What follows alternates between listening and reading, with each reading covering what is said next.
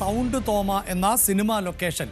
ആ സിനിമാ ലൊക്കേഷനിൽ ഒരു ചെറിയ പ്രാദേശികമായ പ്രശ്നം ഉണ്ടായി. ആ പ്രശ്നം പരിഹരിച്ചത് സുനിയാണ്, പൾസർ സുനിയാണ് എന്നാണ് പ്രോസിക്യൂഷൻ പറഞ്ഞത്, അന്വേഷണ സംഘം പറഞ്ഞത്.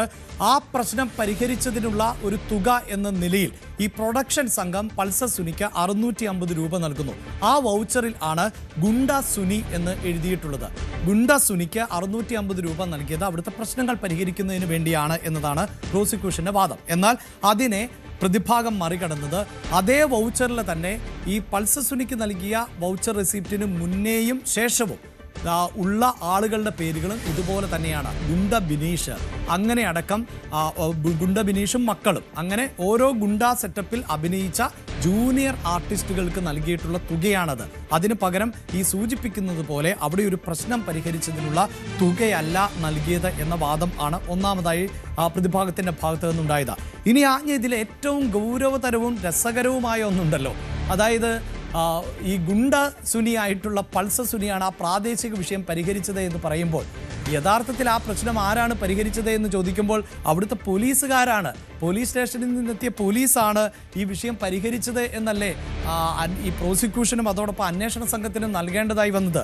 അവിടെ അന്വേഷണ ഉദ്യോഗസ്ഥനായ DYSP ബൈജു പൗലോസിനോട് കോടതി ചോദിക്കുന്നുണ്ട്, നിങ്ങളൊരു പോലീസ് ഉദ്യോഗസ്ഥനായിട്ട് അവിടെ ഇങ്ങനെയൊരു വിഷയം നടന്നതും ആ വിഷയം പരിഹരിച്ചതും അവിടുത്തെ പോലീസാണ് എന്ന വിവരം ശേഖരിക്കാൻ എന്തെങ്കിലും ബുദ്ധിമുട്ടുണ്ടായിരുന്നോ, നിങ്ങളത് അന്വേഷിച്ചോ എന്ന് ചോദിക്കുമ്പോൾ എനിക്ക് ആ വിധിപ്രസ്താവം വായിക്കുമ്പോൾ മനസ്സിലാക്കുന്നത് അതിനൊരു മറുപടി നൽകാൻ അന്വേഷണ സംഘത്തിൻ്റെ ഉദ്യോഗസ്ഥന് സാധിക്കുന്നില്ല. അതായത് അന്വേഷണ സംഘം ഉറപ്പിക്കുകയാണ് അവിടെ ഒരു പ്രാദേശികമായ വിഷയമുണ്ടായി, അത് ഗുണ്ടസുനിയാണ് പരിഹരിച്ചത് എന്നുറപ്പിക്കുന്നു.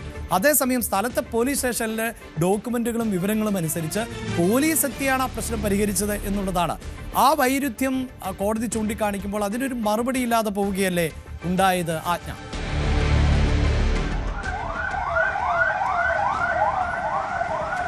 തീർച്ചയായിട്ടും അഭിലാഷ്, ബൈജു പൗലോസിനെ വിസർജിച്ച സാഹചര്യത്തിൽ തന്നെ ഇതുമായി ബന്ധപ്പെട്ട്, അതായത് ഇതിൻ്റെ സപ്ലിമെൻ്ററി ഇതനുസരിച്ചിട്ട് സപ്ലിമെൻ്ററി ഫൈനൽ റിപ്പോർട്ട് അനുസരിച്ചിട്ടുള്ള ആദ്യ ഗൂഢാലോചന 28/3/2013 2/4/2013 ഏതോ ഒരു ദിവസം എറണാകുളം അവാദ് പ്ലാസയിലെ ഹോട്ടൽ മുറിയിൽ വെച്ചാണ് നടന്നിട്ടുള്ളതെന്നാണ്. പിന്നീടാണ് ഇതുപോലെ 2014-11-2014 ശാന്തിഗിരി കോളേജിൽ വെച്ച് നടന്നിട്ടുള്ളതായിട്ട് ഈ ഗൂഢാലോചന ആരോപിക്കുന്നുണ്ട്. അതുമാത്രമല്ല, ഈ അമ്മയുടെ റിഹേഴ്സൽ ക്യാമ്പിനിടയിലാണ് ഇത്തരമൊരു പ്രശ്നം വന്നതെന്ന് പറയുന്നുണ്ട്. അമ്മയുടെ ഈ നടി വിവാഹം കഴിഞ്ഞിട്ട് സിനിമാ മേഖല വിട്ടു പോകുന്നതിന് മുമ്പ് ഈ കൊട്ടേഷൻ നടപ്പിലാക്കണം എന്നുള്ള സാഹചര്യത്തിലാണ് പൾസർ സുനിയും ഈ ദിലീപും തമ്മിലുള്ള ഗൂഢാലോചന നടത്തിയതും. അതിന് പ്രധാനപ്പെട്ട ഗൂഢാലോചനയുടെ, അതായത് ആ ഗൂഢാലോചന നടത്തിയ പ്രധാനപ്പെട്ട ഒരു സാഹചര്യം എന്ന് പറയുന്നത് നമ്മൾ ഈ പറഞ്ഞതുപോലെ സൗണ്ട് തോമയുടെ ലൊക്കേഷനിൽ വെച്ചാണെന്ന് പറയുന്നു. അവിടെ ഉണ്ടായ ഈ പറയുന്ന പ്രാദേശികമായിട്ടുള്ള ഒരു പ്രശ്നമാണ് പൾസർ സുനിയിലേക്ക് ദിലീപിന് ശ്രദ്ധ എത്താനുണ്ടായ ഒരു സാഹചര്യം എന്നാണ് കോടതിയിൽ ബോധ്യപ്പെടുത്താൻ പ്രോസിക്യൂഷൻ ശ്രമിച്ചിട്ടുള്ളത്. അങ്ങനെയാണ് പൾസർ സുനി എന്ന് പറയുന്ന ആളെ ഈ ഗുണ്ട സുനി എന്ന് നേരത്തെ പറഞ്ഞല്ലോ, അങ്ങനെ ഒരു റെസിപ്റ്റ് എഴുതിയിരുന്ന ഒരു സാഹചര്യത്തിൽ പോലും ആ റെസിപ്റ്റാണ് പൾസർ സുനിക്ക് ഇതിനുമായി ബന്ധപ്പെട്ടുള്ള പേയ്മെൻറ്റ് നൽകിയത് എന്നുള്ള സാഹചര്യത്തിൽ പ്രോസിക്യൂഷൻ കോടതിയെ ബോധ്യപ്പെടുത്തിയത് അങ്ങനെയാണ്. പക്ഷേ അഭിലാഷ് സൂചിപ്പിച്ചതുപോലെ തന്നെ ആ പ്രശ്നം പരിഹരിച്ചത് അവിടുത്തെ ലോക്കൽ പോലീസായിരുന്നു. അതുമായി ബന്ധപ്പെട്ടുള്ള എല്ലാ രേഖകളും പോലീസ് സ്റ്റേഷനിൽ ഉണ്ട് താനും. എന്നിരിക്കുന്ന ഒരു സാഹചര്യത്തിൽ പോലും ബൈജു പൗലോസിന്, അന്വേഷണ ഉദ്യോഗസ്ഥന് ഇതുമായി ബന്ധപ്പെട്ട ക്ലാരിറ്റി നൽകാൻ, കോടതിയിൽ ഇതുമായി ബന്ധപ്പെട്ട ക്ലാരിറ്റി നൽകാൻ കഴിയാത്തത് എന്തുകൊണ്ടാണ് എന്ന് കോടതി ചോദിക്കുന്ന സാഹചര്യമുണ്ടായി. അതുമാത്രമല്ല, ഈ പുരുഷോത്തമൻ എന്ന് പറയുന്ന PW48 എന്ന് പറയുന്ന ആളെ പറ്റിയുള്ള വിവരങ്ങൾ നൽകാനും കൂടുതൽ, അതായത് ആദ്യം ഞാൻ പറഞ്ഞതുപോലെ മുകേഷിൻ്റെ മേക്കപ്പ് ആർട്ടിസ്റ്റ് ആണെന്ന് പറയുന്നു, പിന്നീട് ഹെയർ ഡ്രസ്സർ ആണെന്ന് പറയുന്നു, പിന്നീട് അദ്ദേഹം അസിസ്റ്റന്റ് മേക്കപ്പ് മാൻ ആണെന്ന് പറയുന്നു. പക്ഷേ നമുക്ക് സൗണ്ട് തോമയുടെ ഒരു ക്രെഡിറ്റ് ലൈൻ എടുത്ത് നോക്കിയാൽ അതിലെവിടെയും ഈ പുരുഷോത്തമൻ എന്ന് പറയുന്ന ഒരാളുടെ പേര് കണ്ടെത്താൻ കഴിയുന്നില്ല. അങ്ങനെ ഒരു സാഹചര്യം കൂടി നിലനിൽക്കുമ്പോൾ പുരുഷോത്തമൻ മജിസ്ട്രേറ്റ് കോടതിയിൽ, അങ്കമാലി മജിസ്ട്രേറ്റ് കോടതിയിലാണ് ഇതിൻ്റെ ആദ്യഘട്ടത്തിൽ മൊഴി രേഖപ്പെടുത്തിയത്. അങ്കമാലി മജിസ്ട്രേറ്റ് കോടതിയിൽ രേഖപ്പെടുത്തിയിരിക്കുന്ന മൊഴിയും ഇതും തമ്മിൽ വൈരുദ്ധ്യമുണ്ട്.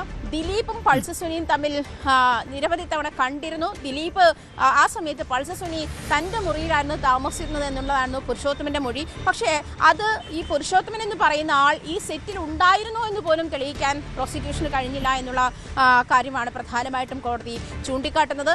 അതുമാത്രമല്ല, ഈ ബൈജു പൗലോസിന് ഇതുമായി ബന്ധപ്പെട്ടിട്ടുള്ള, അതായത് ഈ ഗുണ്ടാതർക്കമാണ് സൗണ്ട് തോമയുടെ ലൊക്കേഷനിൽ നടന്നിട്ടുള്ളതെന്നും അതിലൂടെയാണ് പൾസർ സുനി എന്ന് പറയുന്ന ആളെ ദിലീപ് ശ്രദ്ധിക്കുന്നതെന്നും അതേ തുടർന്നാണ് നടിയെ ആക്രമിക്കുന്നതുമായി ബന്ധപ്പെട്ട കൊട്ടേഷൻ, ഈ പറയുന്ന നടിയെ ബലാത്സംഗം ചെയ്യാനുള്ള കൊട്ടേഷൻ നൽകുന്നത്, അതിനുള്ള ആലോചനയിലേക്ക് വരുന്നത് എന്നുള്ളതായിരുന്നു ഇതുമായി ബന്ധപ്പെട്ട പ്രോസിക്യൂഷൻ വാദം. അങ്ങനെയായിരുന്നു. പക്ഷേ അത് ഫേക്കാണ്, അതല്ലെങ്കിൽ ഇവർ പ്രൊഡ്യൂസ് ചെയ്തിട്ടുള്ള രേഖകൾ ഇത് ഗൂഢാലോചന നടത്തിയിട്ടുണ്ട്, പൾസർ സുനിയും ദിലീപും തമ്മിൽ ഈ സൗണ്ട് തോമയുടെ ലൊക്കേഷനിൽ വെച്ച് ഗൂഢാലോചന നടത്തിയിട്ടുണ്ട് എന്ന് തെളിയിക്കുന്നതിന് ഉതകുന്നതായിരുന്നില്ല എന്ന് തന്നെയാണ് കോടതി വ്യക്തമായി ചൂണ്ടിക്കാട്ടുന്നത്. അതുമാത്രമല്ല, അന്വേഷണ ഉദ്യോഗസ്ഥൻ ഈ ഇടപെടലുമായി ബന്ധപ്പെട്ട്, ലോക്കൽ ഗുണ്ടകളുടെ ഇടപെടലുമായി ബന്ധപ്പെട്ടുള്ള പ്രശ്നം പരിഹരിച്ച ശേഷമാണ് അത് പരിഹരിക്കാൻ വേണ്ടിയാണ് പൾസർ സുനി ഇടപെട്ടതും അങ്ങനെയാണ് പൾസർ സുനി ഈ ദിലീപിന്റെ കണ്ണിലുണ്ണിയായി മാറുന്നതും എന്നുള്ള വാദം ഉന്നയിക്കുമ്പോൾ തന്നെ ലോക്കൽ പോലീസാണ് ആ പ്രശ്നം പരിഹരിച്ചതെന്നുള്ള തെളിവ് സഹിതം,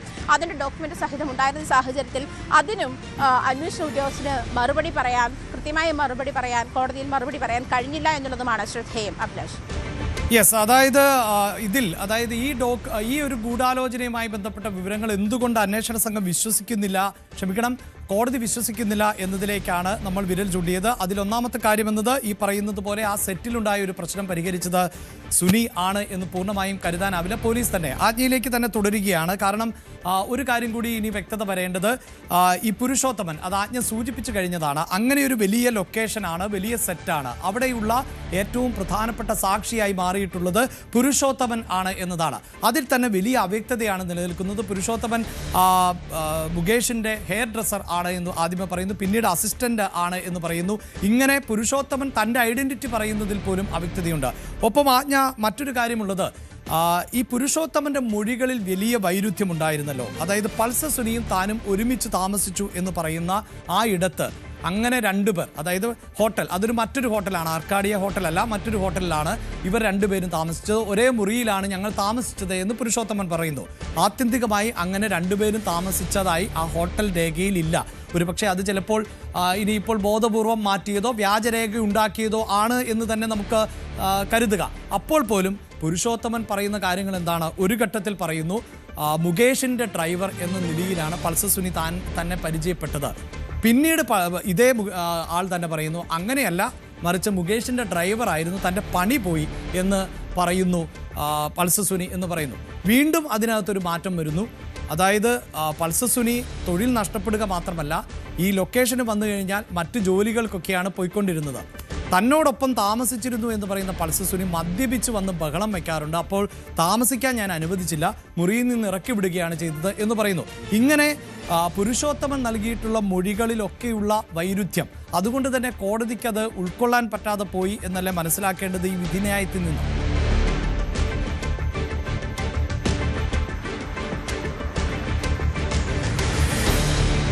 അഭിലാഷ്, പ്രധാനമായും ഇതിൽ പൾസർ സുനി ആ ഷൂട്ടിംഗ് ലൊക്കേഷൻ ഉണ്ടായിരുന്നു എന്ന് തെളിയിക്കുന്നതിന് വേണ്ടിയിട്ടുള്ള ഒരു രേഖ ആയിട്ടാണ് പുരുഷോത്തമന്റെ മൊഴി എടുത്തിരുന്നത്. പുരുഷോത്തമൻ അതേസമയം ആദ്യഘട്ടത്തിൽ ഞാൻ നേരത്തെ സൂചിപ്പിച്ചതുപോലെ മജിസ്ട്രേറ്റ് കോടതിക്ക് മുൻപാകെ പറഞ്ഞത് പൾസർ സുനിയും താനും തമ്മിൽ ആ മുറിയിൽ നിരന്തരം, അതായത് ഈ പറഞ്ഞതുപോലെ മറ്റൊരു ഹോട്ടലിലായിരുന്നു ഇവർക്കുള്ള താമസം ഒരുക്കിയിരുന്നത്. അതുമായി ബന്ധപ്പെട്ട് ഈ ഷൂട്ടിങ്ങുമായി ബന്ധപ്പെട്ട അവിടെ താമസിച്ചിരുന്നത് താനും പൾസർ സുനിയും ഒരു മുറിയിൽ തന്നെയായിരുന്നു താമസിച്ചിരുന്നത് എന്നായിരുന്നു പുരുഷോത്തമൻ ആദ്യഘട്ടത്തിൽ മജിസ്ട്രേറ്റ് കോടതിയിൽ പറഞ്ഞിരുന്നത്. അങ്ങനെയാണ്. അതായത് പൾസർ സുനി ആ സൗണ്ട് തോമയുടെ ലൊക്കേഷൻ ഉണ്ടായിരുന്നു എന്ന് തെളിയിക്കുന്ന ഏറ്റവും പ്രധാനപ്പെട്ട എവിഡൻസ് എന്ന് പറയുന്നത് ഈ പുരുഷോത്തമന്റെ മൊഴിയായിരുന്നു കോടതിയിൽ പ്രോസിക്യൂഷൻ ഹാജരാക്കിയത്. മറ്റൊന്നാണ് നമ്മൾ നേരത്തെ പറഞ്ഞതുപോലെ ആ റെസിപ്റ്റ്, അതായത് പൾസർ സുനിക്ക് പേയ്മെന്റ് നൽകി എന്ന് പറയുന്ന റെസിപ്റ്റുമായിരുന്നു പ്രധാനപ്പെട്ട തെളിവായി ഹാജരാക്കിയിരുന്നത്. അത് പ്രധാനപ്പെട്ട സാക്ഷിയായിട്ട് PW48, അതായത് പുരുഷോത്തമനെയാണ് ഇതുമായി ബന്ധപ്പെട്ട് വിസ്തരിച്ചത്.